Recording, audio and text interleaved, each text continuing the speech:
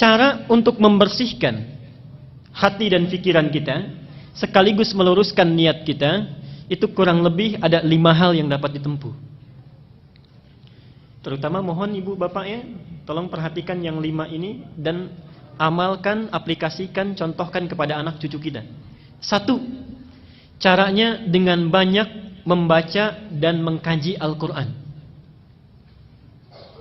Di antara fungsi membaca dan memahami bacaan Quran itu adalah salah satunya membersihkan penyakit-penyakit yang ada di dalam jiwa kita.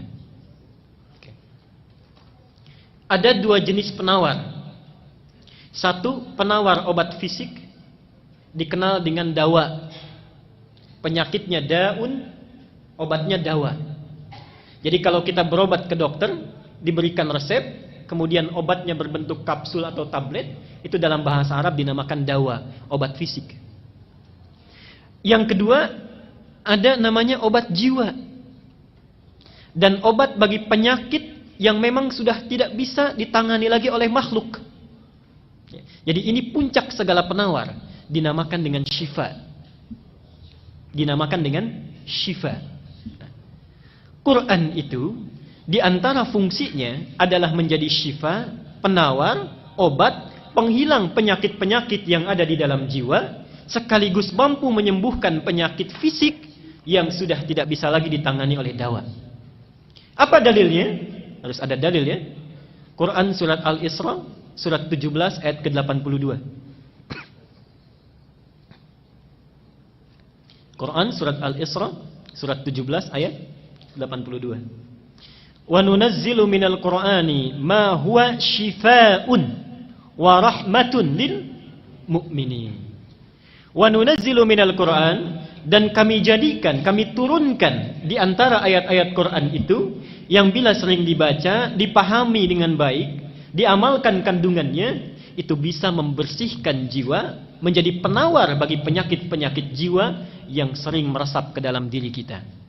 Wa rahmatun lil mu'minin, sekaligus menjadi rahmat, kemudahan dalam mengiringi aktivitas yang kita jalani di dalam aktivitas keseharian kita. Itu yang pertama. Jadi ibu bapak kalau punya putra, mau cerdas di sekolahnya, mau bagus belajarnya, itu tolong perhatikan bacaan Qur'annya. Semua orang Islam yang pintar-pintar, kita tidak usah berbicara zaman sahabat ya, masa-masa keemasan Islam saja setelah tabi'in, semua ulama, semua cendekiawan, semua ilmuwan yang akan mempelajari ilmu-ilmu hidup, ilmu-ilmu kehidupan, ada matematika, biologi, fisika, kimia, semuanya mempelajari Quran dulu. Ibnu Sina, Al-Kindi, Al-Farabi, Al-Ghazali, Ibnu Rushdi, Al-Khawarizmi, Al-Bantani, Al-Bituni, semuanya dari Quran dulu. Ibnu Sina yang dikenal dengan pakar kedokteran, usia 17 tahun sudah menjadi dokter spesialis, rujukan para dokter di masa itu usia 7 tahun sudah hafal Quran. Usia 7 tahun. Semua ulama Islam itu orang tuanya memasukkan dulu anaknya untuk hafalan Quran. Apa di antara keunggulannya? Orang-orang yang hafal Quran itu rata-rata ingatannya terbuka, kecerdasannya meningkat. Ibnu Sina itu dikenal hampir sulit lupa. Dan kalau lupa, itu tidak membuka buku Pak, Ibu. Datang ke masjid, sholat 2 rakaat, itu ingat kembali. Ibnu Sina. Kita hampir mirip ini. Cuma bedanya kalau kita sholat, semua ingat. 3 amalan yang sifatnya sangat unik karena saling bertentangan. Ini 3 ibadah. Saking uniknya pahalanya besar. 1, ibadah yang bila dilakukan tidak melahirkan rasa bosan, tapi cepat mendatangkan kantuk. Ibadah yang bila dilakukan tidak melahirkan rasa bosan, tapi cepat mendatangkan kantuk. Baca Quran. Baca Quran.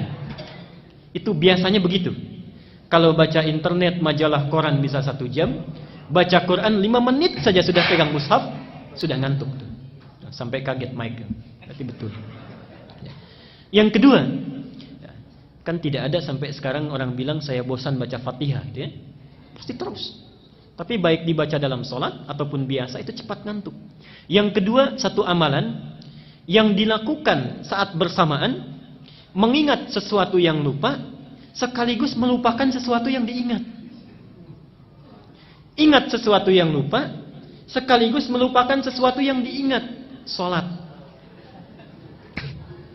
Saat kita bertakbir itu, seharusnya kita kan ingat ya, ini rakaat pertama, kedua, tapi bisa lupa.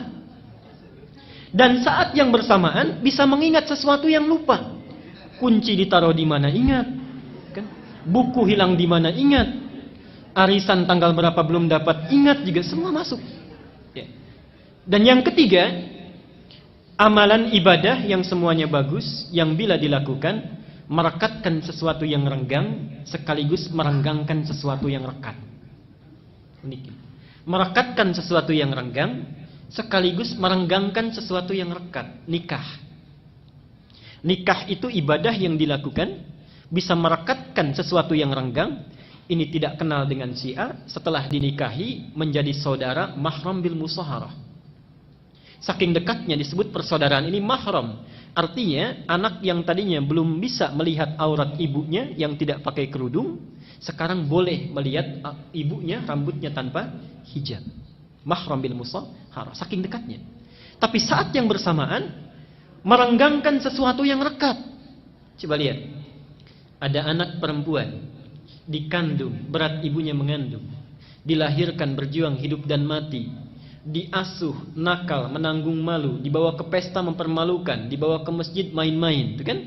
Setelah dewasa, tumbuh cantik, belum genap, belum sempat dipetik buahnya, sudah dibawa oleh orang lain yang baru dikenalnya.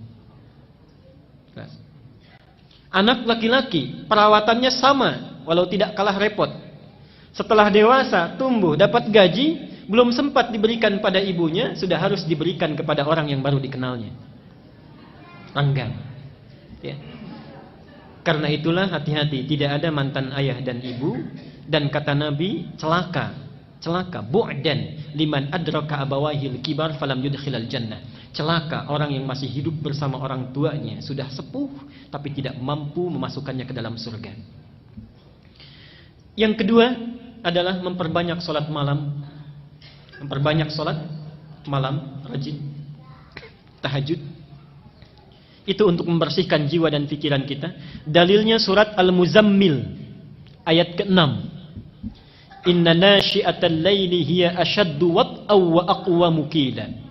Sungguh bangun malam itu, sholat malam itu lebih cepat menyentuh kepada jiwa. Di antaranya bisa membersihkan diri kita. Saya cepat saja. Al-Muzammil ayat ke-6. Yang ketiga, banyak melakukan puasa. Banyak melakukan puasa. Di antara fungsi puasa itu memperbaiki perilaku yang tidak baik dan membersihkan penyakit jiwa yang buruk. Mana dalilnya? Sahih Al-Bukhari nomor hadis 1869. Sahih Al-Bukhari nomor hadis 1869. Kullu amal ibni Adam lahu illa siyam fa innahu li wa ana ajzi bihi. Setiap amal anak Adam itu untuknya kecuali puasa, maka dia untukku dan aku yang memberi pahalanya. Terusannya apa? Diteruskan oleh Nabi, fa inimruun qatalahu aw syatamahu, maka jika ada seseorang yang memprovokasi dirinya untuk mengajak berkelahi, untuk mencaci dirinya, untuk berbuat yang tidak baik, maka katakanlah, kata Nabi, inni shaimun marwataini. Katakan saya puasa, saya puasa. Jadi fungsi puasa itu untuk menahan dan memperbaiki diri dari perilaku-perilaku yang tidak baik. Yang keempat, masih ibadah. Yang keempat, memperbanyak istighfar dan bertaqarrub kepada Allah.